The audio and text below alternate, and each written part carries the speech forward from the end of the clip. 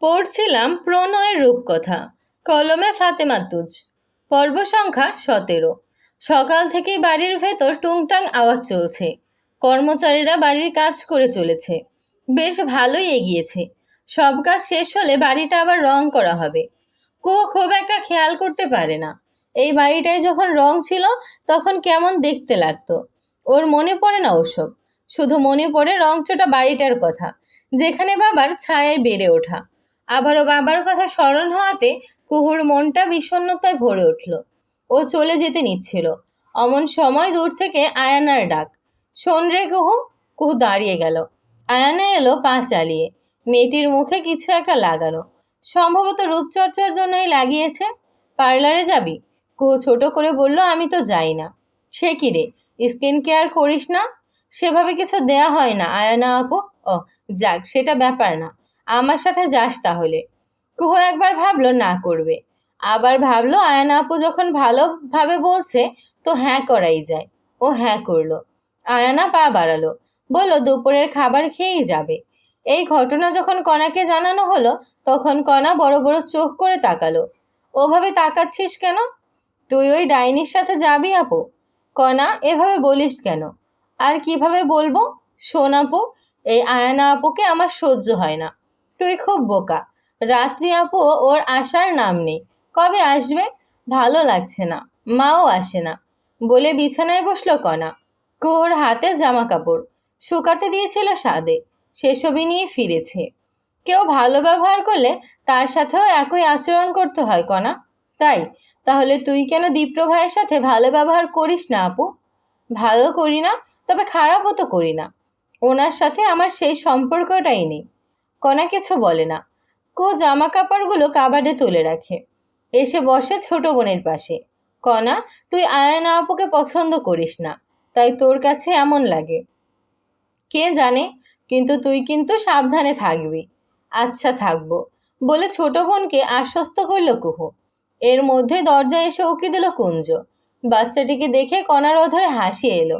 এদিকে আয় বলে ডাকতেই ছুটে এলো কুঞ্জ। একদম কণার পাশে এসে বসলো।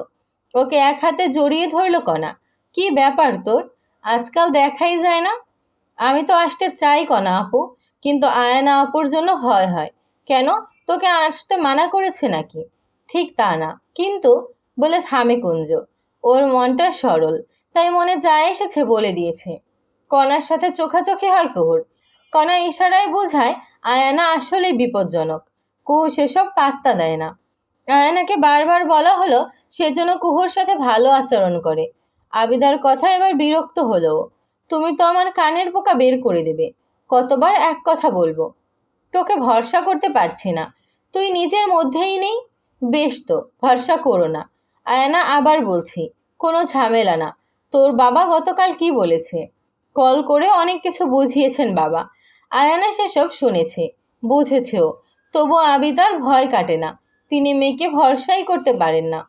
ঘর থেকে বের হয়ে আয়ানা এসে দাঁড়ালো দীপ্রর কক্ষের সামনে। সে সেজেছে, তাকে সুন্দর লাগছে। এটা তো দীপ্র ভাইকে দেখানো চাই। অমুকটায় হাসি এনে দরজায় নক করলো। দীপ্র আজ পুরো দিন বাড়িতেই আছে। আসবো দাদা ভাই? আয়ানা। দরজাটা হালকা খুলে আয়ানা ঠোঁট প্রসারিত করে হাসলো। দীপ্র কাজ সারাক্ষণ ল্যাপটপে, যেহেতু তার নিজস্ব ব্যবসা বিদেশের মাটিতে, তাই অনলাইনেই কাজগুলো করতে হচ্ছে। বাকি সময়টা সে কাটায় গ্রাম ঘুরে। আয়নাকে একবার দেখে নিয়ে দীপ্র বলল, কোথাও যাচ্ছিস? হ্যাঁ, পার্লারে যাচ্ছি, তোমার সাথে দেখা করতে এলাম। আচ্ছা, সাবধানে। তোমার কিছু লাগবে? না, কি লাগবে? এমনি বলার জন্য বলল আয়না। ও আসলে কথা বাড়ানোর সুযোগ খুঁজে চলেছে। না মানে কিছু যদি লাগতো? না, তেমন কিছু। বলতে গিয়ে ওর চোখ গেল দরজার দিকে। কুহু করিডোর দিয়ে চলছে। দীপ্র দেখে উঠল কুহু। আয়ানা তাকালো পেছন দিকে। কুহুর পাও থেমে গিয়েছে। ও জবাব দিতে চাচ্ছে না, তবুও সবটা স্বাভাবিক দেখাতে ও বলল, জি। কোথাও যাচ্ছিস নাকি? দরজার কাছ থেকে কুহু বলল, জি, আয়ানা আপুর সাথে যাব। আয়ানার মুখটা একটু অন্ধকার। ও তবু সেটা সরিয়ে ফেলার প্রয়াস করে বলে, হ্যাঁ হ্যাঁ, ও আমার সাথেই যাচ্ছে। চাচি আসবেন কবে? পাল্টা প্রশ্ন করে দীপ্র। কুহু এবার পুরো দৃষ্টি মেলে চায়। কদিন সময় লাগতে পারে। এ কয়দিন ভার্সিটি যাবি না তাহলে? জি, যাব কাল থেকে। সত্যি বলতে যাওয়ার মতন পরিস্থিতি তার নেই, তবুও মিথ্যেটা বলল সে। দীপ্র আয়ানের দিকে দৃষ্টি ফেরালো। সাবধানে, দুজনকেই সন্ধ্যার আগে বাড়ি দেখতে চাই, মনে থাকবে? আয়ানা মাথা নাড়িয়ে বলল, মনে থাকবে। শেষ পর্যায়ে আয়ানার মুখটায় হাসি এলো। ও বের হলো একরাশ খুশি নিয়ে। কুহু অবশ্য চুপ, সে নিজের মতো হেঁটে চলেছে। ওরা দুজন চলে যেতেই দীপ্র ল্যাপটপখানা রেখে দিল। তাকে উদাসীন লাগছে, মনটা ভালো নেই। যেতে যেতে আয়ানা বলল, একটা বিষয় ভালোই হয়েছে। কি? দীপ্র ভাই আর তোর বিয়েটা হলো না যে?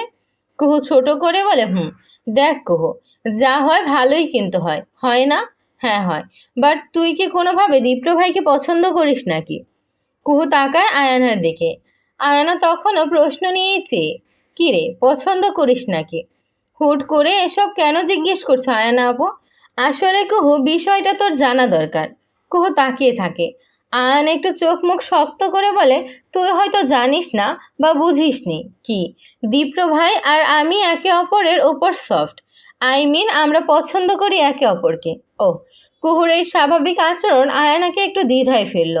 ও কুহুর দু বাহু ধরে বলল, তুই কি ওনাকে পছন্দ করিস? না, পছন্দ করতে কেন যাব? যাক ভালো।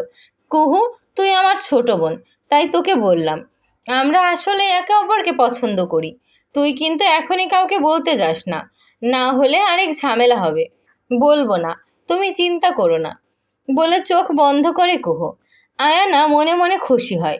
কুহু হয়তো বিশ্বাস করে নিয়েছে, না নিলেও সমস্যা নেই। সে তো নিজের অনুভূতির বিষয়ে সচেতন করেই দিল। তবুও যদি কুহু কিছু করতে চায়, তবে অবশ্যই এর জন্য ভুগতে হবে। ফিরতে গিয়ে লেট হলো। গ্রামে আজকাল বেশ সমস্যা দেখা দিচ্ছে, রাজনীতি নিয়ে যত সব ঝামেলা। কুহু বারবার বলছিল একটু দ্রুত করতে। আয়ানাই লেট করলো। এখন দেখা গেল গাড়ি পাওয়া যাচ্ছে না। আয়ানা আসলে ইচ্ছে করেই লেটটা করেছে। ও কল করলো দীপ্রর নাম্বারে। দীপ্র তখন বাহিরেই ছিল। আয়ান একটু কাঁদো কাঁদো হয়ে বলল, দাদা ভাই, তুমি কি আমাদের নিতে আসতে পারবে? আসলে কুহুর জন্য লেট করে ফেলেছি। এখন মোড়ের রাস্তা দিয়ে যেতে ভয় হচ্ছে, গাড়িও নেই। ইচ্ছে করেই কুহুর ঘাড়ে দোষ চাপালো আয়ানা। কুহু একটু দূরে দাঁড়িয়ে। কথা শেষ করে আয়ানা বলল, দীপ্র দাদা ভাই আসছে, দেখলি তো? আমার প্রতি তার ভালোবাসা ঠিকই আছে। কুহু কিছুই বলল না, শুধু একটু হাসার চেষ্টা দেখালো। আয়ানা আরও একবার খুশি হলো। কুহুর সামনে দীপ্রকে নিয়ে কথা বলতে বেশ মজা লাগছে ওর। ও আরও একটু জ্বালাতে চাচ্ছিল, তবে কুহুর চোখে মুখে জ্বালা পোড়া নেই, কেমন সবটা স্বাভাবিক, তাই খুব একটা সুবিধা করতে পারল না। দীপ্র এলো প্রায় 20 মিনিট পর। হেঁটে আসতে হয়েছে তাকে। এই সড়কে বড় গাড়ি নিয়ে চলা মুশকিল।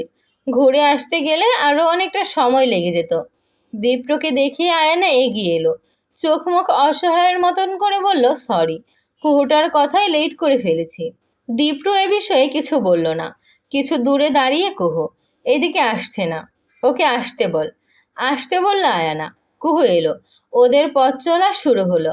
আয়ানা ইচ্ছে করেই দীপ্রর গা ঘেঁষে চলছে। কুহু পিছন পিছন। কিছু দূর এগিয়ে দীপ্র চাইল পেছনে। হঠাৎ তাকানোর কারণে দুজনের চোখাচোখি হলো। কিছুটা কঠোর সুরে দীপ্র বলল, সামনে আয়। চুপচাপ সামনে এলো কুহু। চলতে লাগলো। দীপ্র বেশ চুপচাপ হাঁটলেও আয়ানা এটা সেটা বলে চলেছে। সড়কের এ মাথায় একটা দোকান রয়েছে, এখানে কিছু বাইক রাখা। বোঝা যাচ্ছে এলাকার কিছু সস্তা ছেলে বলে, যারা রাজনীতির নামে এখানে সেখানে বাইক নিয়ে ঘুরে থাকে। এদের উত্তাপ বেড়েছে আজকাল। দীপ্র মুখ কঠোর করলো। কুহু কিছুটা এগিয়ে গিয়েছে। কুহু, দাঁড়া। দাঁড়ালো কুহু। দীপ্র এসে ওর পাশে দাঁড়ালো। সাথে এলো আয়ানাও। দুজনকে এক পাশে দিয়ে দীপ্র বলল, চুপচাপ আমার সাথে হেঁটে যাবি, কোনো কথা নয়। আয়না প্রশ্ন করতে যাচ্ছিল, তবে দীপ্র থামিয়ে দিয়ে বলল, একদম চুপ। ও দমল। দীপ্র একপাশ হয়ে দুজন চলতে লাগলো। দোকানের কাছে আসতেই হাসির শব্দ শোনা গেল। ছেলেগুলো কিছু একটা নিয়ে হেসে চলেছে। দীপ্র চোখ মুখ কঠোর রেখে কুহু আর আয়ানাকে সাথে করে পথটা শেষ করলো।